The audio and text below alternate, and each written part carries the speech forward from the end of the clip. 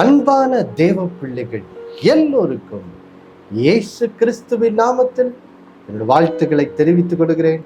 பிதாவாகிய தேவனாலும் நம்முடைய கர்த்தராகிய இயேசு கிறிஸ்துவினாலும் உங்கள் எல்லோரோட வாழ்விலும் கிருபையும் சமாதானமும் உண்டாவதாக என்று சொல்லி உங்களை வாழ்த்துவதிலே நான் மிகுந்த மகிழ்ச்சி அடைகிறேன்.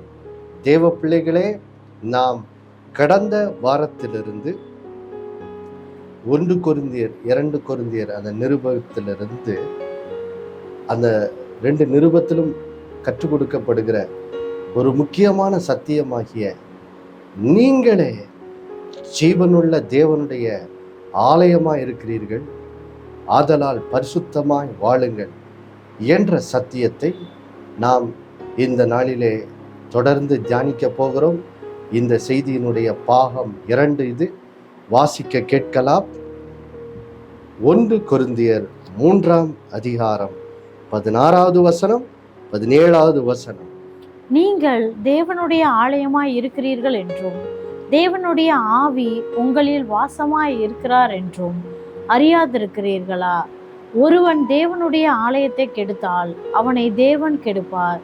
தேவனுடைய ஆலயம் பரிசுத்தமாய் இருக்கிறது, நீங்களே அந்த ஆலயம். பாருங்கள் தேவ பிள்ளைகளே, இங்கே பவுல் கொரிந்து பட்டணத்தில் உள்ள அந்த திருச்சபைக்கு ஒரு அருமையான சத்தியத்தை அவர்களுக்கு என்ன செய்கிறார்? போதிக்கிறார். எதற்காக போதிக்கிறாரு பாருங்க. இந்த கொரிந்து சபை, இந்த திருச்சபையில நிறைய பிரச்சனைகள் என்ன செய்தது இருந்தது. அப்போ இந்த திருச்சபையில் உள்ள பிரச்சனையை தீர்த்து இந்த திருச்சபை பரிசுத்தப்படும்படியாக இந்த சத்தியத்தை பவுல் அந்த திருச்சபையினருக்கு என்ன செய்கிறார்? எழுதுகிறார். என்ன சொல்லுகிறாரு? அப்பா, தேவ பிள்ளைகளே, திருச்சபையே, நீ ஒரு சத்தியத்தை அறியலையா? நீங்கள் தேவனுடைய ஆலயமாய் இருக்கிறீர்கள், தேவனுடைய ஆவி உங்களில் என்ன செய்யறாரு? வாசமா இருக்கிறாரு. அதை நீங்க அறியலையா அப்படின்னு சொல்லிட்டு அடுத்தது சொல்றாரு, தேவனுடைய ஆலயம் பரிசுத்தமா என்ன செய்கிறது இருக்கு. அப்போ பாருங்கள் தேவ பிள்ளைகளே, இந்த சத்தியத்தை ஏன் அந்த திருச்சபைக்கு எழுதுறாரு? அந்த திருச்சபையினர் அவர்கள் கட்டப்பட்டிருக்க சில பாவங்கள்லேருந்து விடுதலையாகி அவர்கள் பரிசுத்தமாக வேண்டும், பரிசுத்தமா என்ன செய்யணும்? வாழணும். அதுக்கு தான் இந்த சத்தியத்தை அவங்களுக்கு என்ன செய்யறாரு? சொல்லி தருகிறார். பாருங்கள் தேவ பிள்ளைகளே, குறிப்பாக நம்முடைய இந்தியா மாதிரி தேசத்துல நாம் தேவனுடைய ஆலயமா இருக்கிறோம், அதனால நம்ம பரிசுத்தமா வாழணும் அப்படின்னு சொல்லும் போது அது எல்லாருக்கும் எளிமையாக என்ன செய்கிறது? விளங்குகிறது. ஏனென்றால் இன்றைக்கு பாருங்க, நம்முடைய தேசத்துல நாம் எல்லோருமே எப்படிப்பட்ட பின்னணியிலிருந்து வருகிறோம் பாருங்க. எப்படி நாம் கடவுள் பக்தியா இருக்கணும், ஆலயத்துக்கு போகணும். அங்கே ஆலயத்துக்கு போகும்போது ஆலயத்தில் என்ன செய்யக்கூடாது? அசுத்தமாலாம் இருக்கக்கூடாது. அங்கே ஆலயத்துக்கு போகும்போது பக்தியாக இருக்கணும்னு சொல்லி பல்வேறு விதத்தில் பாருங்க ஜனங்களுக்கு என்ன செய்யப்படுது? கற்றுக் கொடுக்கப்படுகிறது. ஆனால் இதில் ஒரு ஒரு ஒரு பிற்போக்கான ஒரு தப்பான நம்பிக்கை என்னவென்றால், இன்றைக்கு ஜனங்கள் என்ன நினைக்கிறாங்க? ஆலயம், கோயில் என்று நினைக்கும் போது அது ஏதோ ஒரு இடத்துல, ஒரு குறிப்பிட்ட ஊர்ல ஏதோ ஒரு கட்டடம் இருக்குது, அங்கதான் கடவுள் என்ன செய்யறாரு? இருக்கிறார் இப்படின்னு சொல்லி ஜனங்கள் என்ன செய்கிறார்? நினைக்கிறார். பாருங்க, இப்படிதான் பழைய ஏற்பாட்டிலையும் ஜனங்கள் என்ன செய்தாங்க? இருந்தாங்க. பழைய ஏற்பாட்டில் பாருங்க, ஆலயம் என்பது எருசலேம் பட்டணத்துல என்ன செய்தது? இருந்தது. அப்போ தேவ பிரசன்னம் பழைய ஏற்பாட்டு காலம் முழுவதும் இயேசு சிலுவையிலே மரித்து உயிரோடு எழும்பு வரை தேவ பிரசன்னம் அங்கதான் என்ன செய்தது? இருந்தது. அப்போ அதனால்தான் பாருங்க, பழைய ஏற்பாட்டு காலத்துல நம்ம பார்க்கிறோம், தானியேல் கூட அவர் பாபிலோன் தேசத்திலிருந்து அவர் கர்த்தரை நோக்கி 3 முறை ஜெபிக்கும் போது எருசலேமை நோக்கி அவர் ஜன்னலை திறந்து வச்சுதான் என்ன செய்தார்? ஜெபித்தார். ஏன்? பழைய ஏற்பாட்டு காலம் எல்லாம் ஒரு கட்டடமாகிய ஒரு ஊர்ல, ஒரு கட்டப்பட்ட ஒரு கட்டடத்துல தான் தேவ பிரசன்னம் என்ன செய்தது? இருந்தது.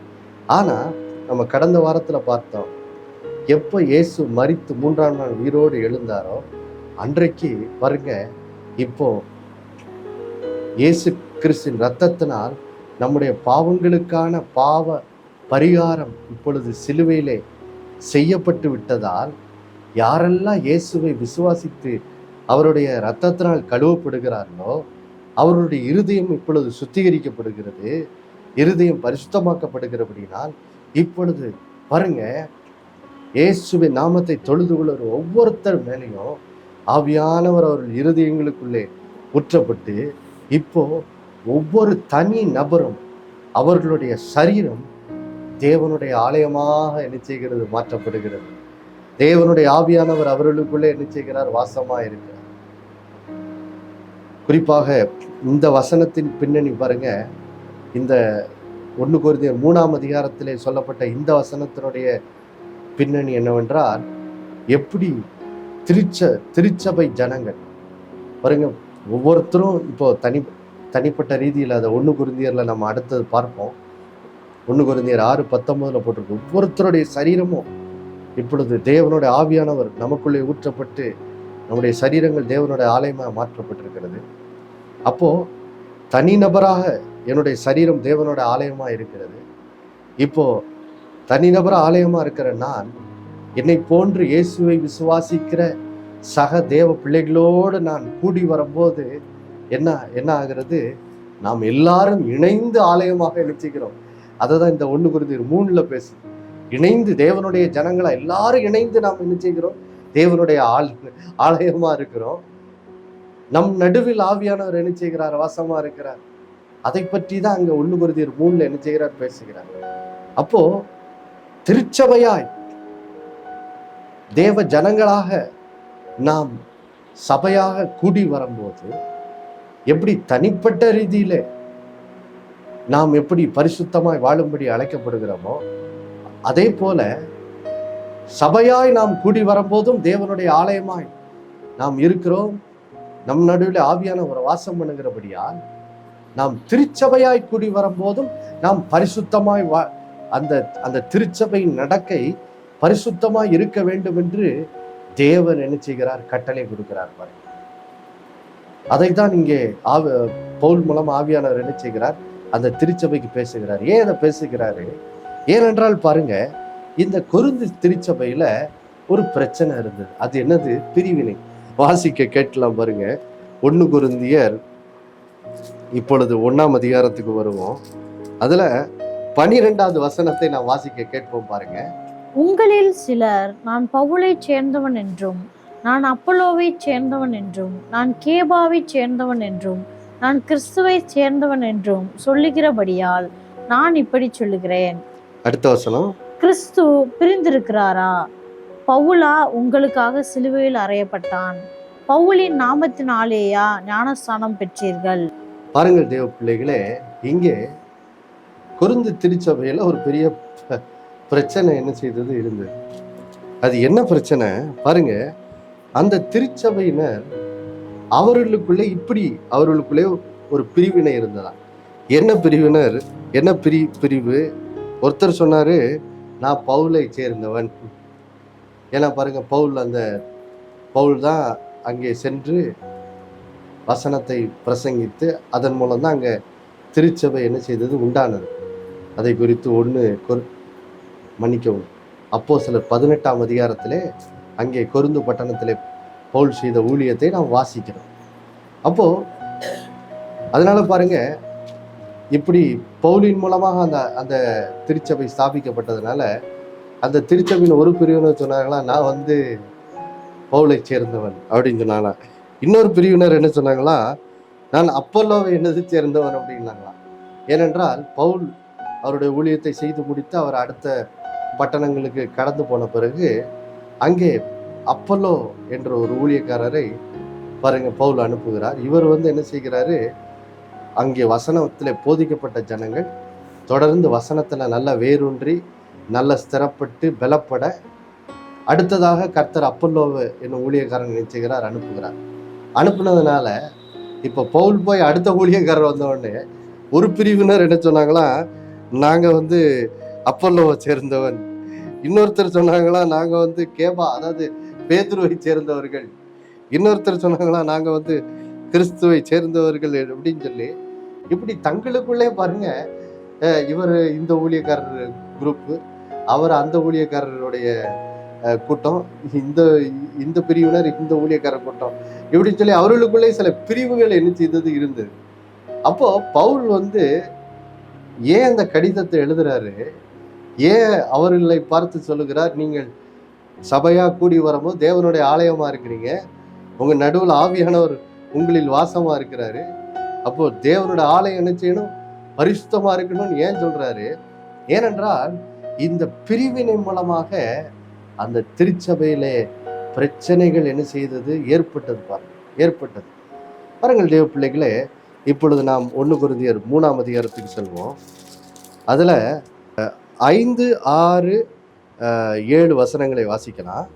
பவுல் யார், அப்பல்லோ யார், கர்த்தர் அவனவனுக்கு அருள் அளித்தபடியே நீங்கள் விசுவாசிக்கிறதற்கு ஏதுவாயிருந்த ஊழியக்காரர் தானே. நான் நட்டேன், அப்பல்லோ நீர் பாய்ச்சினான், தேவனே விளையச் செய்தார். அப்படி இருக்க நடுகிறவனாலும் ஒன்றுமில்லை, நீர் பாய்ச்சுகிறவனாலும் ஒன்றுமில்லை, விளையச் செய்கிற தேவனாலே எல்லாம் ஆகும். பாருங்கள் தேவ பிள்ளைகளே, அப்போ இந்த திருச்சபையினர் இப்படி நாங்க அப்போலோ, நாங்கெல்லாம் பவுல் கூட்டம், இன்னொருத்தர் நாங்கள் அப்போலோ கூட்டம், இப்படின்னு பிரிந்திருக்கிற இவர்களை பார்த்து தான் பவுல் என்ன செய்கிறார், என்ன எழுதுகிறாரு, எப்பா ஏன் இந்த ஊழியக்காரர் கூட்டம், நான் இந்த ஊழியக்காரர் கூட்டம் ஏன் பிரிஞ்சு கிடக்குறீங்க? ஊழியக்காரர் யாருப்பா? அதான் சொல்றாரு, பவுலானாலும் சரி அப்போலானாலும் சரி, இவங்கெல்லாம் யாரு? கர்த்தர் அவங்கவுங்களுக்கு அருள் அளித்தபடியே அந்த அந்த அந்த கொரிந்து பட்டணத்து ஜனங்கள் கர்த்தரை விசுவாசிக்கிறதுக்கு ஏதுவா இருக்கிறதுக்கு அவங்க என்ன செய்யறாங்க, ஊழியக்காரர்லாம் என்ன செய்யறாங்க, இருக்கிறாங்க. அவ்வளவுதான். அவர்களில் வேற எந்த ஸ்பெஷாலிட்டி என்னது இல்லை. முதல்ல கர்த்தர் பவுல் அனுப்பினாரு, அடுத்தது பவுல் அவரோட வேலையை முடிச்சுட்டு போனாங்க. அப்புறம் தொடர்ந்து அந்த ஜனங்கள் வசனத்தின் வெளிச்சத்துல வளர, விசுவாசத்துல வளர, அடுத்து இன்னொரு ஊழியக்காரரை என்ன செய்யறாரு, அனுப்புகிறாரு. இப்போ அங்க வந்து பொருட்டு ஏதோ ஒரு ஊழியக்காரர் வந்து ஏதோ ஸ்பெஷல் அப்படின்லாம் என்னது கிடையாது. பவுல் ஸ்பெஷல் அல்லது இன்னொரு சிலர் சொன்ன மாதிரி அப்போலோ ஸ்பெஷல் அப்படிலாம் இல்லை.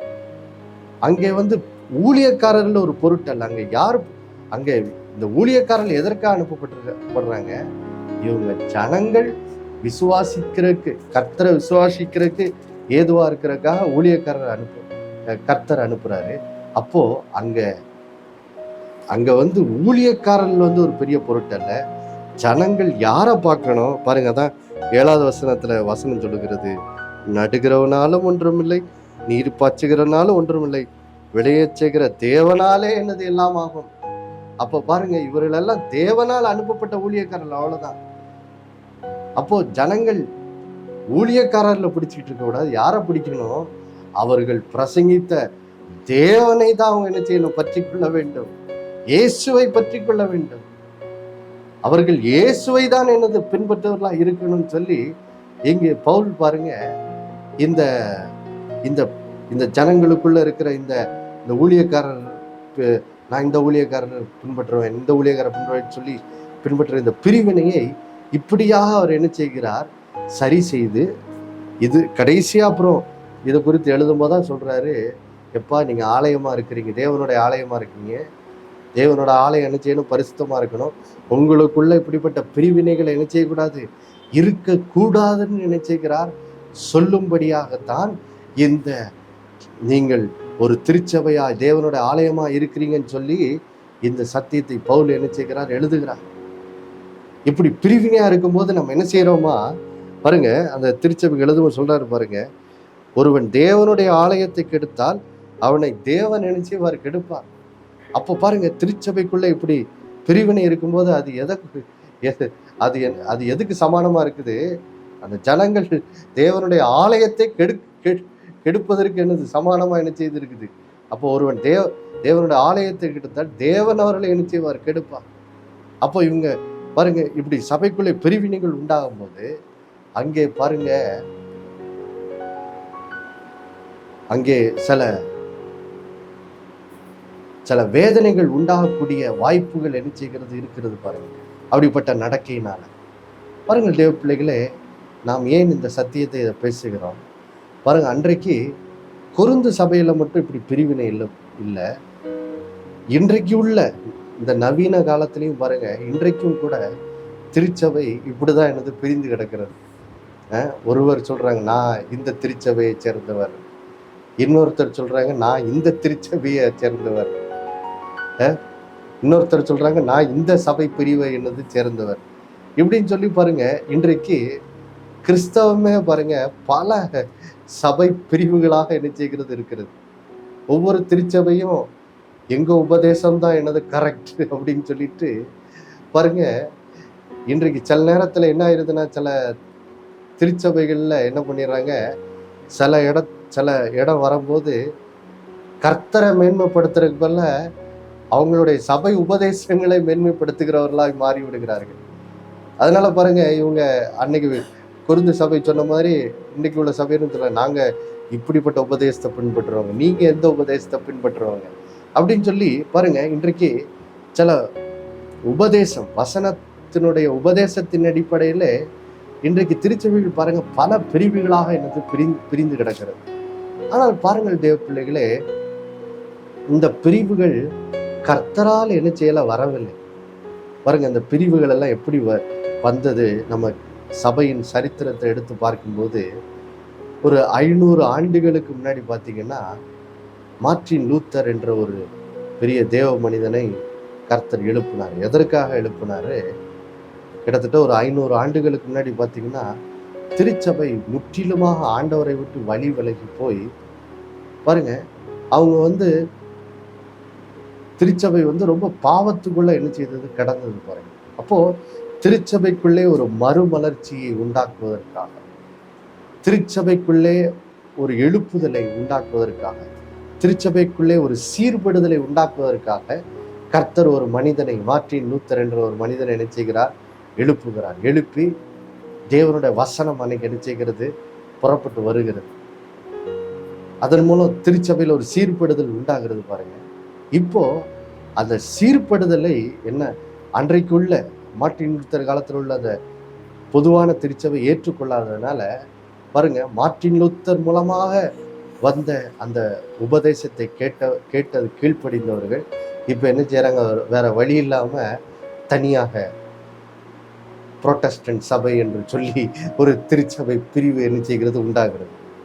இப்படி பாருங்க, அந்த மார்ட்டின் லூத்தர் காலத்துல இருந்து கிட்டத்தட்ட, ஏனென்றால் மார்ட்டின் லூத்தர் காலத்துக்கு முன்பாக கிட்டத்தட்ட ஒரு 1000 வருடங்கள் திருச்சபை ஒரு ஆவிக்குரிய வளர்ச்சி இல்லாம ஒரு ஆவிக்குரிய இருளின் காலத்துல, எப்படி நம்ம வேதத்துல வாசிக்கிறோம்ல, சாமுவேல் தீர்க்கதரிசியாக எழும்புவதற்கு முன்னாடி ஏலி என்ற ஆசாரியன் இருந்தபோது தேசத்துல கர்த்தருடைய வசனமே என்னதான் இல்லையா, ஒரு ஆவிக்குரிய இருள் என்ன செய்தது இருந்தது. கர்த்தருடைய வசனம் அரிதா இருந்துச்சுன்னு போட்டிருக்கு. அப்படிதான் கிட்டத்தட்ட ஒரு 1000 ஆண்டுகளுக்கு இருந்துச்சு பாருங்க. அப்போ மார்ட்டின் லூத்தருக்கு பிறகு அந்த ஆவிக்குரிய இருள் நீங்கி சபையில ஒரு நல்ல ஒரு ஆவிக்குரிய வளர்ச்சி ஏற்பட ஆரம்பிச்சது. ஒவ்வொரு காலகட்டத்தில் கர்த்தர் ஒவ்வொரு தேவ மனுஷர்களை எழுப்பி வசனத்தின் சத்தியத்தின் வெளிச்சங்களை ஜனங்களுக்கு என்ன செய்தாரு, கற்றுக் கொடுக்க ஆரம்பிச்சார். ஆனா என்ன பிரச்சனை ஆயிட்டுன்னா, ஒவ்வொரு ஊழியக்காரர் மூலமாக கர்த்தர் வசனத்தின் வெளிச்சத்தை கர்த்தர் சபைக்கு கொண்டு வந்த போது, ஏற்கனவே ஸ்தாபிக்கப்பட்ட திருச்சபைகள் என்ன பண்ணிட்டாங்க, அந்த ஆவிக்குரிய அந்த வசனத்தின் அந்த அறிவின் வளர்ச்சியை அவங்க ஏற்றுக்கொள்ளாம, நாங்க எங்க உபதேசம் இதுதான் இப்படின்னு சொல்லி என்ன செய்யிட்டாங்க, அவங்களுடைய சபை உபதேசத்தை டைட்டா பிடிச்சிக்கிட்டு பாருங்க, கர்த்தர் ஆவிக்குரிய வளர்ச்சியை உண்டாக்கும்படி வசனத்தின் வெளிச்சத்தை கொடுக்கும்போது அதனோடு சேர்ந்து ஓடாததுனால என்ன ஆயிட்டுனா, ஒவ்வொரு முறையும் கர்த்தர் ஒரு ஆவிக்குரிய வளர்ச்சியை சபையில கொடுக்கும்போது அது புது புது சபை பிரிவாக என்ன செய்து விட்டது, மாறிவிட்டது. எடுத்துக்காட்டுக்கு பாருங்க, கிட்டத்தட்ட ஒரு 100 ஆண்டுகளுக்கு முன்பாக இந்த பரிசுத்தாவியின் அபிஷேகம், அந்நிய பாஷையில பேசுதல், இந்த ஒரு வெளிச்சத்தை கர்த்தர் 1907ஆம் ஆண்டில திருச்சபைக்கு என்ன செய்தார், அந்த வெளிச்சத்தை சபைக்கு கொடுத்தார். ஆனா என்ன ஆச்சுன்னா, ஏற்கனவே ஸ்தாபிக்கப்பட்ட சில சபைகள் அதை என்ன செய்யல, ஏற்றுக்கொள்ள. அதனால என்னாச்சு, பெந்தை கோஸ்தே அப்படின்னு ஒரு புது சபை பிரிவு என்ன செய்து உண்டாயிற்று. இப்படிதான் பாருங்க, நாம் கடந்த 500 ஆண்டுகளாக பார்க்கும்போது ஒவ்வொரு காலகட்டத்திலையும் ஆண்டவர் ஆவிக்குரிய வளர்ச்சியை, வசனத்தின் வெளிச்சத்தின் அறிவில ஒரு வளர்ச்சியை கட்டளையிடும்படி ஒவ்வொரு ஊழியக்காரரை கொண்டு வசனத்தின் வெளிச்சத்தை கொடுக்கும்போது திருச்சபை, பொதுவான திருச்சபை அதை ஏற்றுக்கொண்டு அதில் வளராம தங்களுடைய பாரம்பரியத்தை பற்றி கொண்டதுனாலதான் பாருங்க இன்னைக்கு நிறைய இங்க இந்த கொருந்து சபையில இருந்த மாதிரி தான் ஆகிப்போச்சு. இன்னைக்கு பாருங்க, சில நேரம் தேவ பிள்ளைகள் நடுவில் போய் ஒரு 10 பேர் கூடி ஜோமனை போறாங்கன்னா சிலர் சொல்லுவாங்க, எங்க சர்ச் உபதேசம் இது அப்படின்னு ஒருத்தர் சொல்லுவாரு, இன்னொருத்தர் சொல்லுவாரு, எங்க சர்ச்சில் இப்படிதான் பிரதரிச்சு அப்படின்ட்டு என்ன செய்வாங்க, கர்த்தருடைய வசனத்தை பிடிக்கிறதுக்கு போல, கர்த்தரை பற்றி கொள்றது போல உபதேசங்களை என்ன செய்வாங்க, மேன்மைப்படுத்திட்டு இருப்பாங்க. நாங்க பவுலை பின்பற்றுகிறவர்கள், இன்னொருத்தர் சொல்லுவார் நான் அப்போலை பின்பற்றுகிறவர்கள், இப்படின்னு சொல்லி பாருங்க. இன்னைக்கு தேவ ஜனங்களுக்குள்ளே என்ன செய்யுது, இன்றைக்கும் பாருங்க பிரிவினை இருக்கிறத என்ன செய்யறோம் பார்க்கிறோம். ஆனா இன்னைக்கு கர்த்தர் நம்மோடு பேசுகிற வார்த்தை என்ன, அன்பான தேவ ஜனங்களே, கிறிஸ்து என்ன பிரிந்திருக்கிறாரா? இல்லையே. அப்போ நமக்குள்ளே ஏன் இந்த பிரிவினை? கர்த்தர் சொல்றாரு, நாம் தேவனுடைய ஆலயமா இருக்கிறோம், தேவனுடைய ஆவியானவர் நம்மில் வாசமா இருக்கிறார்.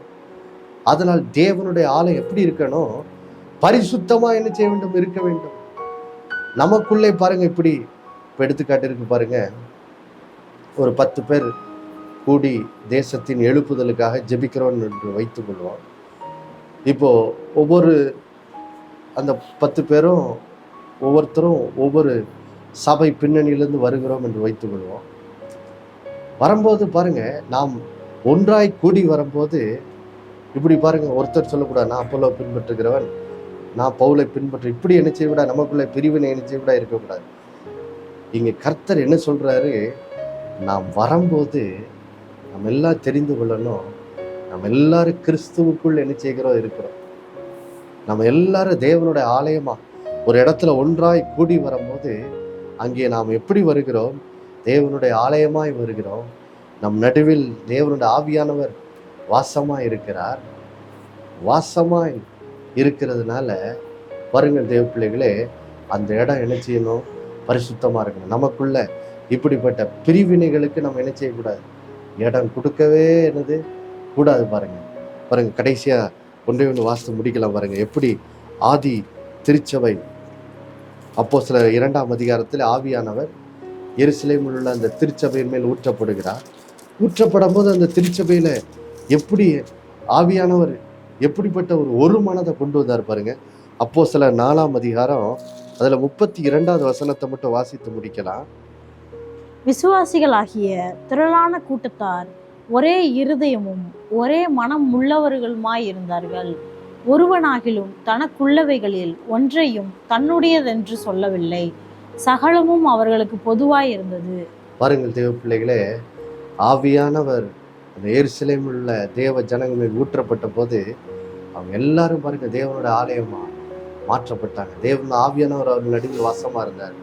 அதனால என்ன நடந்துச்சு பாருங்க, வேத சொல்லுது, விசுவாசிகளாகிய திரளான கூட்டம் ஒரே இருதயமும் ஒரே மனமுள்ளவர்களா என்ன செய்தாங்க இருந்தாங்க. பார்த்தீங்களா, எருசலேமில் உள்ள அந்த 1ஆம் நூற்றாண்டு திருச்சபை பாருங்க, அந்த திருச்சபையின் மேல் ஆவியானவர் ஊற்றப்பட்ட பிறகு அவங்களாம் எப்படி இருந்தாங்களாம், ஒரே இருதயமும் ஒரே மனமுள்ளவர்களா என்ன செய்தாங்களாம் இருந்தாங்களாம். பாருங்க தேவ பிள்ளைகளே, இன்றைக்கு பாருங்க நாம் ஒவ்வொருத்தரும் ஒவ்வொரு திருச்சபைகளுக்கு என்ன செய்யலாம், போகலாம், வெவ்வேறு திருச்சபைகளுக்கு போகலாம். ஆனால் தேவ பிள்ளைகளே, நாம் தேவ ஜனங்களா கூடி வரும்போது, எடுத்துக்காட்டுக்கு பாருங்க, நம்ம ஒரு இடத்துல ஒரு 10 சகோதரர்களாக அல்லது சகோதரிகளாக நாம் தேசத்தின் எழுப்புதலுக்காக நம்ம எல்லாரும் இணைந்து இப்போ ஜெபிக்க ஒரு இடத்துல வர்றோம்னு வச்சுக்கோம்.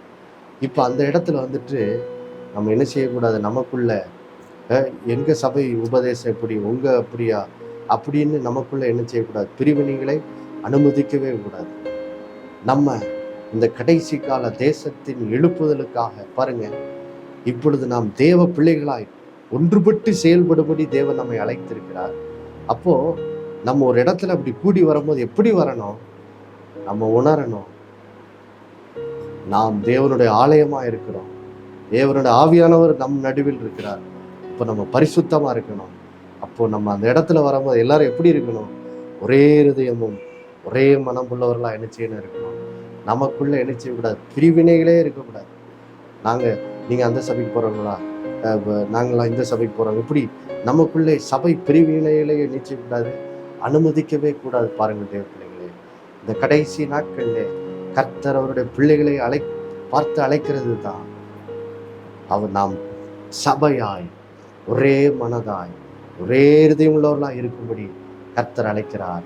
இதுதான் தேவன் திருச்சபையில விரும்புகிற பரிசுத்தமாக என்ன செய்கிறது இருக்கிறது. பாருங்க, இதைதான் கர்த்தர் என்ன செய்கிறார், விரும்புகிறார். அதனால் இந்த நாட்களிலே நாம் தேவ ஜனங்களாய் ஒரு இடத்துக்குள்ள கூடி வரும்போது பாருங்க, நமக்குள்ளே இப்படிப்பட்ட எந்த பிரிவினைகளையும் என்ன செய்யக்கூடாது, அனுமதிக்க கூடாது. நாம் ஒரு இடத்துல சபையாய் கூடி வரும்போது கர்த்தர் நம்ம ஒவ்வொருத்தருக்கும் ஒரே இருதயமும் ஒரே மனமும் உடையவர்களாய் கூடி வந்து நாம் தேவனுடைய சித்தத்தை செய்கிறவர்களாய் நம்முடைய வாழ்க்கையை மாற்றும்படி இந்த நாளிலே கர்த்தர் நம்ம ஒவ்வொருத்தருக்கும் நம்முடைய தனிப்பட்ட வாழ்க்கையில் இப்படிப்பட்ட ஒரு உணர்வை தருவாராக. நம்ம எல்லாரும் ஜெபிப்போம். அன்புள்ள பரலோக பிதாவே, ஆண்டவராகிய இயேசுவின் நாமத்தில் உடைய சமூகத்தில் வருகிறோம்ப்பா. இந்த நல்ல நாளிலே நீர் எங்களோடு பேசின இந்த நல்ல வார்த்தைக்காக நன்றி ஆண்டவரே. கர்த்தாவே, இன்றைக்கு திருச்சபைகளுக்குள்ளே எவ்வளோ பிரிவு ஆண்டவரே. ஊழியக்காரர் வெவ்வேறு பிரிவிலிருந்து வருகிற ஊழியக்காரர்கள் இணைந்து செயல்பட முடியவில்லை. விசுவாசிகள் இணைந்து ஜெபிக்க முடியலை. நீங்க அந்த சபைக்கு போறவங்களா, அப்ப நான் உங்களோட ஜெபிக்க மாட்டேன் இப்படின்னு பல தேவ ஜனங்களுக்குள்ளே பிரிவு.